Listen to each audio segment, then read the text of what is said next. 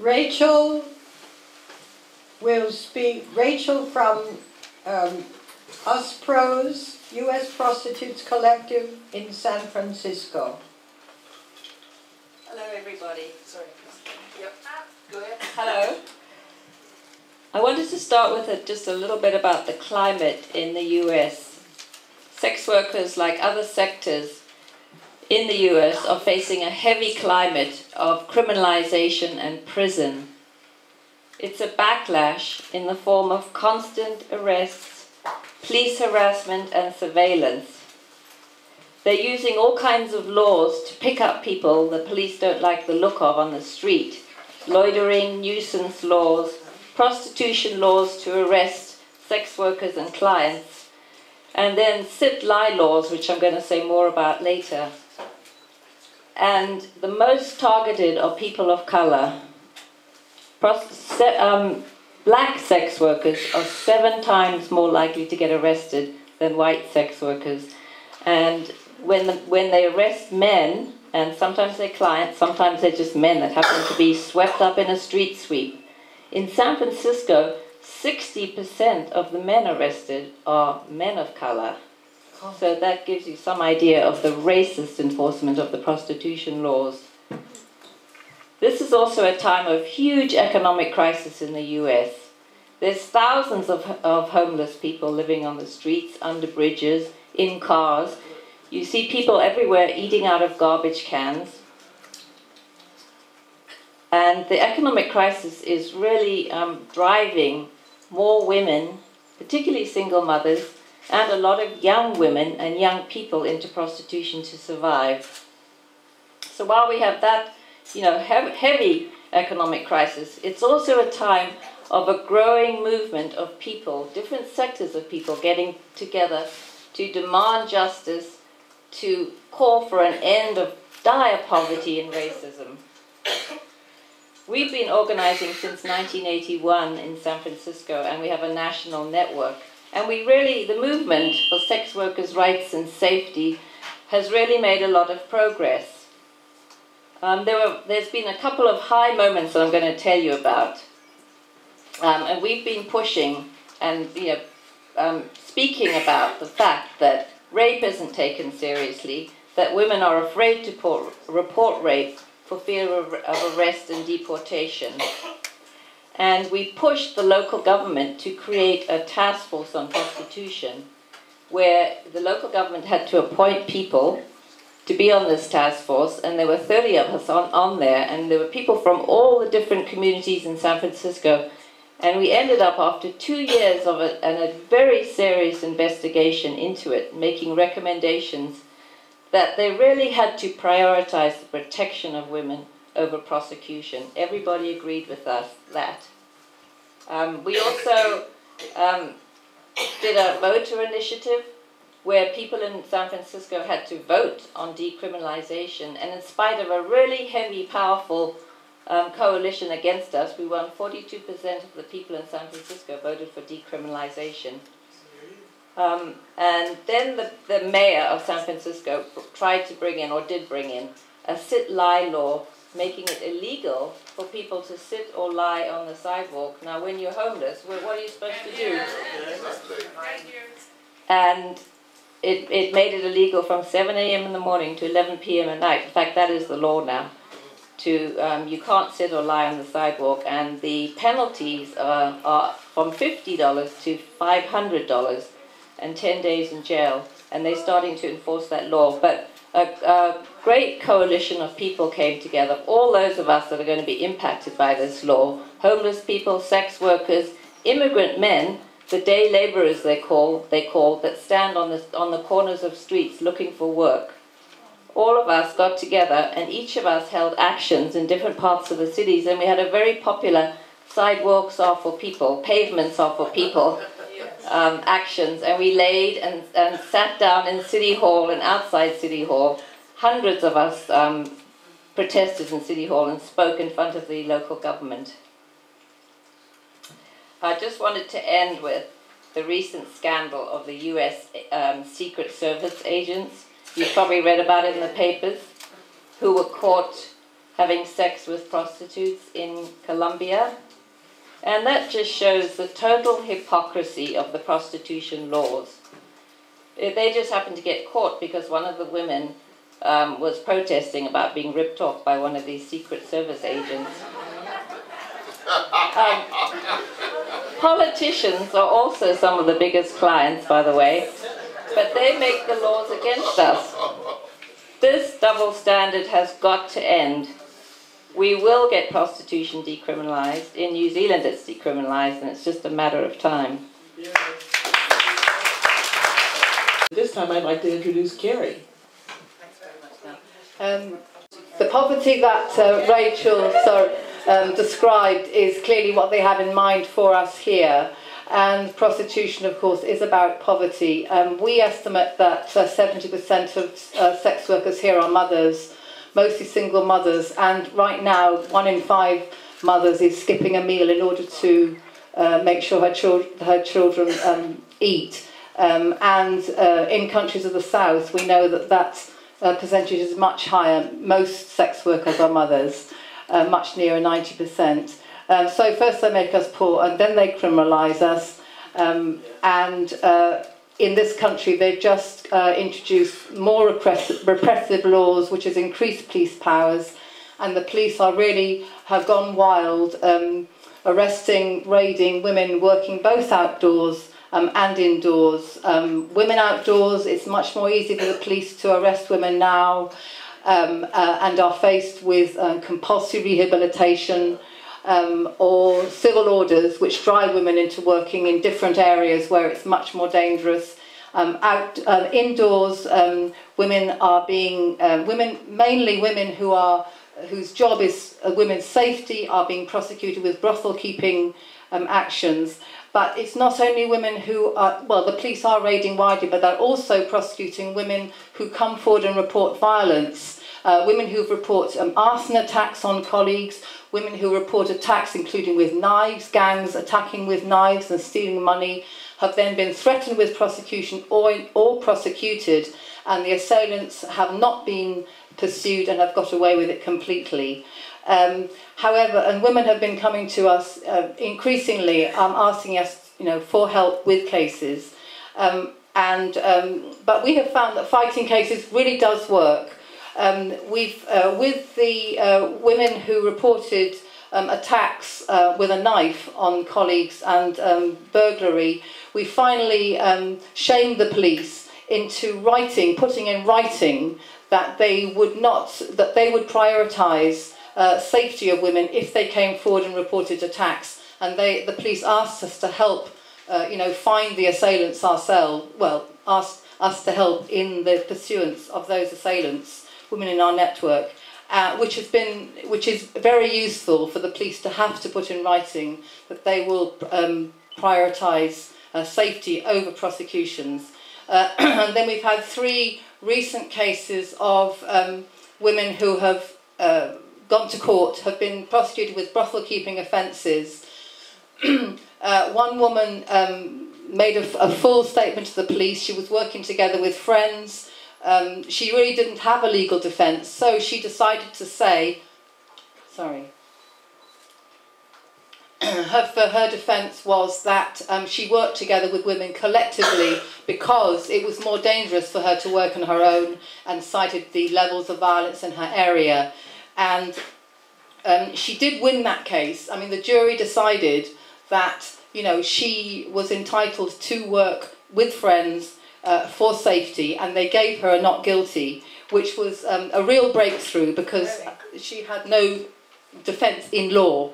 The other case was a woman who is an older woman. She's very ill. She has a brain tumour.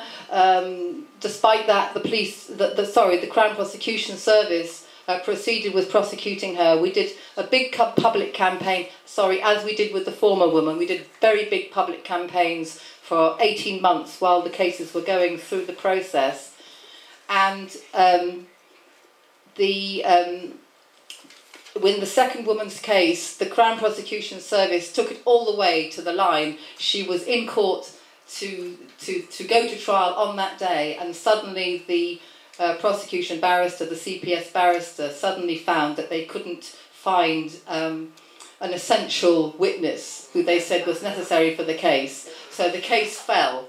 They're still trying to prosecute that woman, in fact, but again, she is fighting hard, and we think she's going to get another case dropped. And finally, another older woman, again, she's 71 years old. She was working because she was heavily in debt. She has an ill husband, and she was again taken to court. The working woman came to court, stood up in court and said that she was only there to watch my back. She was there for my protection. Despite that, really, sadly, the jury found her guilty, but the judge, we again had done something of a campaign for her, and the judge saw us in court every day, and in fact, when she came to be sentenced, has given her a conditional discharge, which means that although the jury said that she was guilty in the law, that the judge considered that she shouldn't really be penalised, for the so-called, for the offence, the brothel keeping offence. And it also means that they cannot go after her under proceeds of crime legislation, which is legislation they use that once women are convicted of prostitution offences, they can again go after your money, and which is, we feel, is really driving these prosecutions because the police are just making money out of them. Anyway, in this case, this woman will not now be pursued, which is a great relief, because she only had her home. Her only asset was her home. Wow. Ruth Todasco is from the Global Women's Strike in Los Angeles, and she's also part of the Every Mother is a Working Mother Network initiative, DCFS, Give Us Back Our Children. Now, that's one of two organizations in the United States that is working to get children back who have been taken by the state, confusing, if they are confused generally, poverty with neglect. In other words, persecuting women and children by separating them. All right, thank you. Yes, I myself am a mother and grandmother, and in fact my granddaughter was threatened of being taken into care a few years ago, and fortunately the case was dropped immediately. I won't go into details here, but that was a very traumatic moment when your grandchild is being threatened with being taken into foster care. I am a member of Every Mother is a Working Mother Network, as Selma has explained, and we have discovered between the two organizations in Philadelphia and Los Angeles that across the U.S., women and families, particularly families of color, are unjustly losing custody of children to Child Protective Services. Poverty is increasingly confused with neglect, and children are often detained and placed with strangers in foster care to be put up for adoption because the mothers are impoverished. Instead of providing resources for families in need, it has been found, for example, that money that should go to low-income mothers as welfare benefits instead are being used to support removal of children from families. And institutional racism is rampant, particularly against single mothers of color, younger and older mothers, and alternative families. Black children are more likely to be taken from their families, to stay in custody longer, or never to return to their parents. Thousands of U.S.-born children of undocumented parents who are deported are placed in foster care or put up for adoption. And once in the system, it's extremely difficult to get out. It's a brutally lengthy and stressful process, and has a list of requirements put forward by a network of NGOs who have been funded to quote-unquote assist mothers on meeting court-mandated requirements. Although meeting those requirements does not necessarily mean that the child is reunited with the family.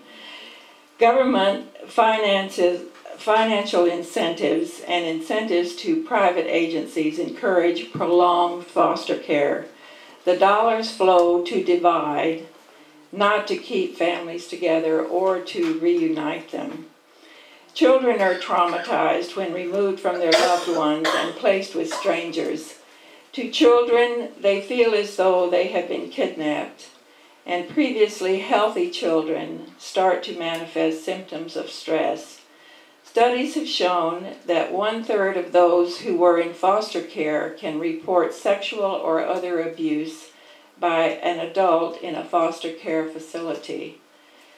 Those who were in foster care, and they have twice the rate of PTSD, the post-traumatic stress disorder, as Gulf War veterans. It has been found that even children born with cocaine in their systems do better, however, with their mothers than in foster care. It is an attack on mothers at every stage and at every branch of the system. Mothers and families are not given information they need to be reunited with their children. They are up against uncaring social workers and lawyers who treat them as though they are guilty and not deserving of rights, information, and assistance. They are treated with threats, harassment, and arrogance, never with respect. They are lied to, forced into often useless programs. Their own mothering skills, even under impoverished conditions, are ignored. And mothers who have had their parental rights taken away by the courts and who are mandated to have monitored visits have to pay monitors per hour for the right to have a relationship with their own children. And this is a very deliberate way to break the bonding between mother and child. And to break the mother, some mothers are going bankrupt trying to arrange to see their children. And what do we do in these groups? We have formed as self-help groups to fight individual cases.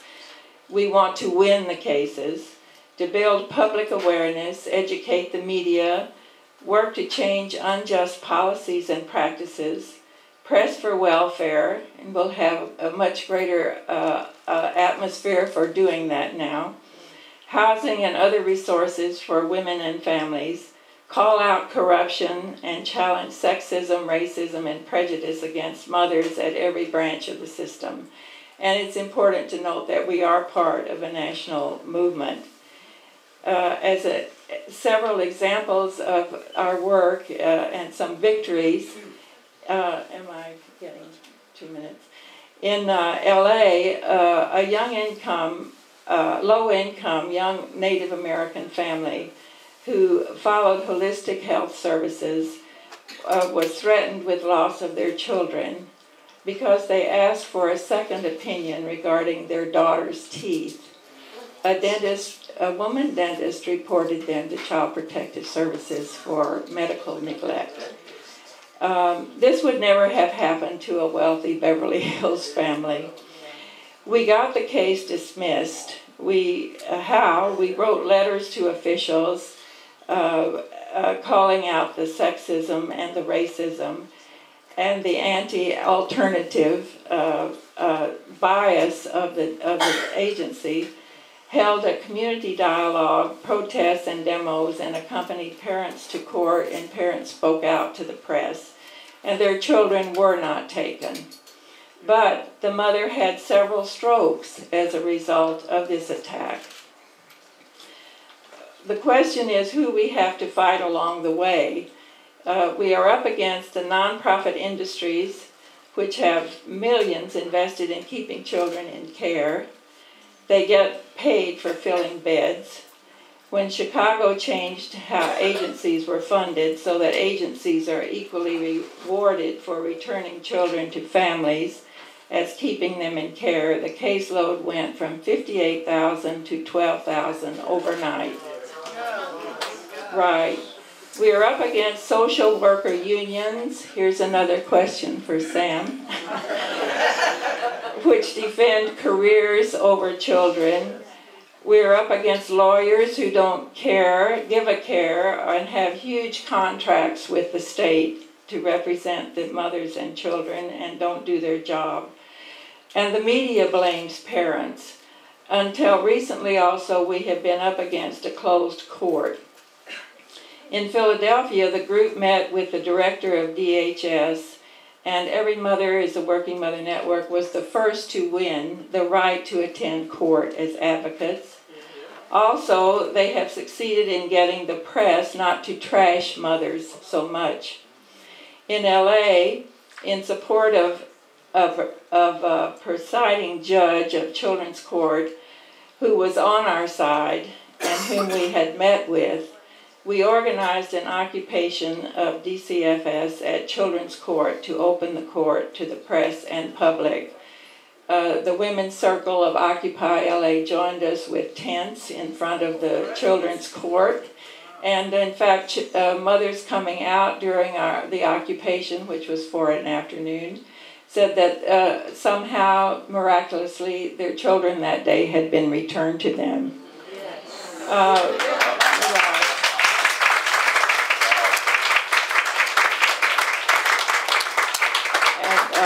So this was to open the children's court to the press and the public. Mothers had been totally isolated in court procedures. No one was allowed to be in. It left judges and lawyers and social workers totally unaccountable. One judge even said he was God, you know. And he didn't like the job. That he was the sympathetic judge we finally got to. We won a limited order to open the courts with full access to the press, but only limited access for extended family members and advocates, which is a step in the right direction. After the courts were opened, the lawyers appealed, and they lost. Our organizing has won notable victories, winning children back, changing court procedures, and building public awareness through media and film. DHS Give Us Back Our Children has a film accepted in 5 film festivals. It's available here. And DCFS Give Us Back Our Children in Los Angeles has a film being launched on May 8th in LA when we return. And we're hanging in there. We're going after pro bono lawyers. You know, this is the big problem. And but we are encouraged that it is possible to win. Yes.